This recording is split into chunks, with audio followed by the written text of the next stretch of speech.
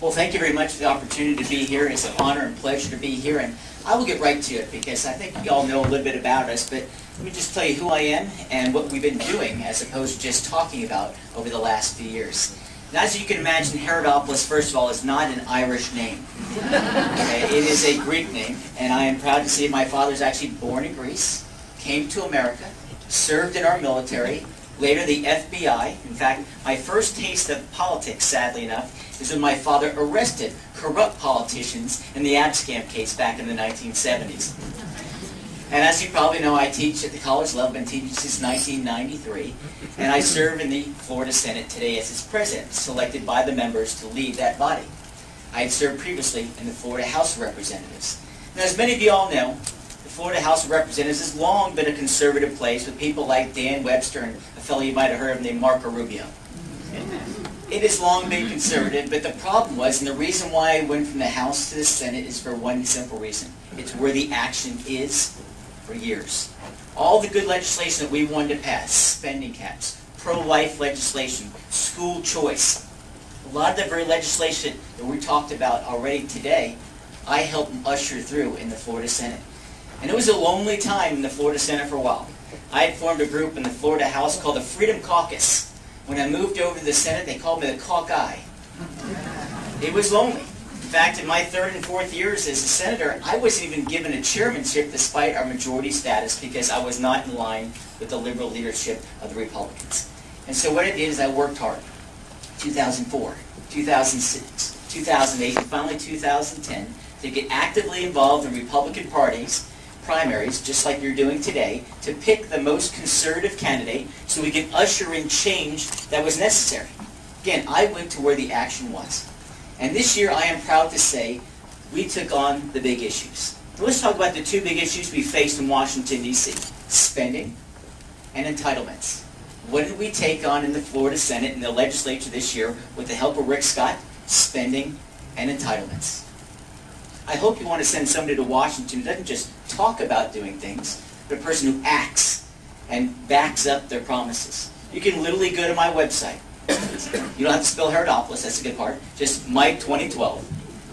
And you can read through the speeches I made before I took the oath of office as Senate President. We made 5 promises, and we met every one of those 5 promises. First and foremost, we face an almost $4 billion shortfall.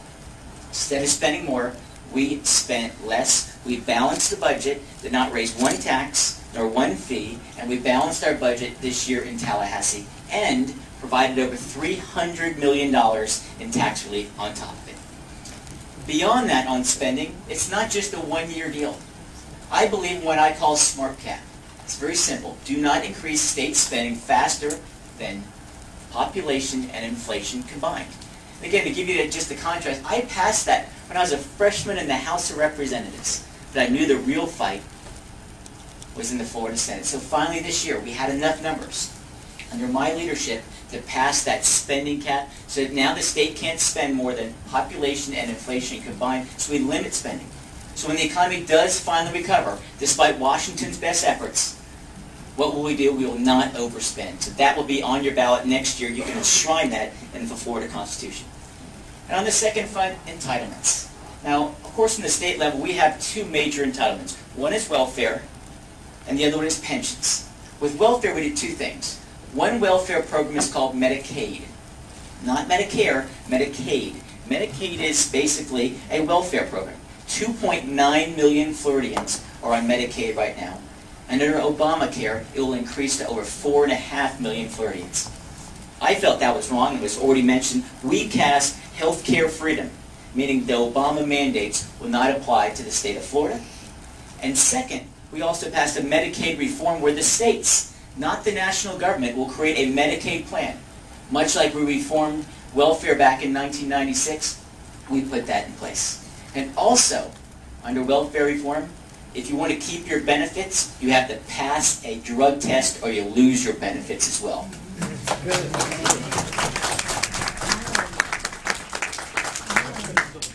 And third and finally, the idea that we worked on for years again is state workers. They are public servants first, and now we require that they start paying towards their own pension as well. This was our common sense agenda. Taking on spending, taking on entitlements. And that's exactly what I said I'd do, and we did it. And that's the kind of leadership I think we want in the United States Senate. We want people who don't just talk like conservatives, or check off boxes, or take out surveys. I hope you look to someone's record and ask, what did they do when they had the power to change things? And you got to be candid, any donkey can knock down a barn.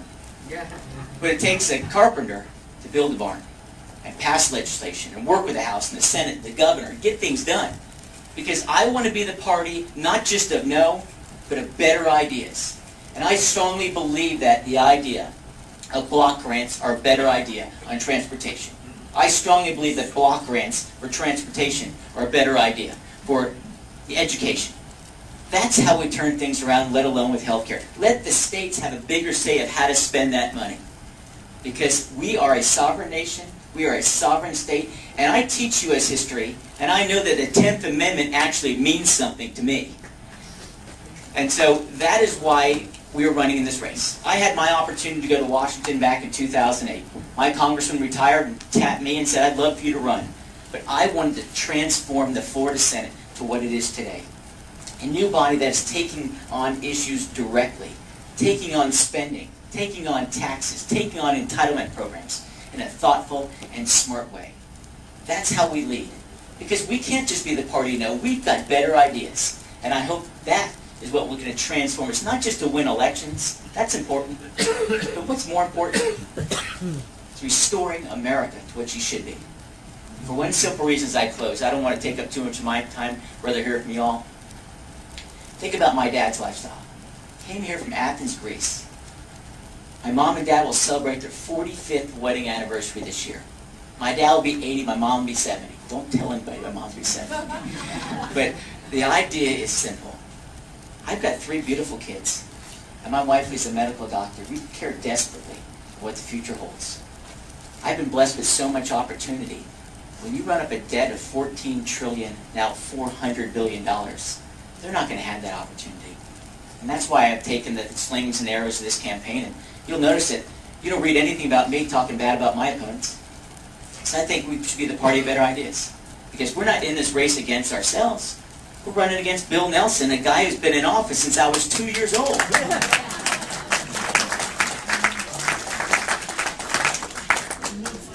That's why I'm running. Yes, I've raised a lot of money. 25 out of $26 were not raised by PACs. They're raised by hard-working Floridians across the state. Jeff Atwater, you might know, our CFO, who you all helped. Adam Putnam, you might have helped. He's gorgeous. We are getting the endorsements. That's good. But you know how you win races? The same way I won my first race. When I first ran for office, our bumper sticker was real simple. What's a Haridopolis? A lot of people thought I was a sea turtle or a dinosaur. But I'll tell you what. After knocking on 25,000 doors in Brevard County, they knew who I was. And in a 6-way primary, I won by 31 points. Because you got to put that sweat equity, you got to get out on the road just as I've done after that session concluded. We're out there every day talking to folks, listening to folks. And we're going to turn around this country with better ideas that come right from meetings like this. Because you've given up your Saturday and Sunday to do these type of things. I'm missing the NASCAR race and my kids to that. But I want to say thank you for putting this meeting together. I'll do my best to answer every one of these questions honestly. And if I don't have the answer to you, I will email back the full response. Because I don't pretend to know it all. But one thing I am very good at, I got 2 ears and only 1 mouth. I use those in proportion, and I do okay. So thank you very much.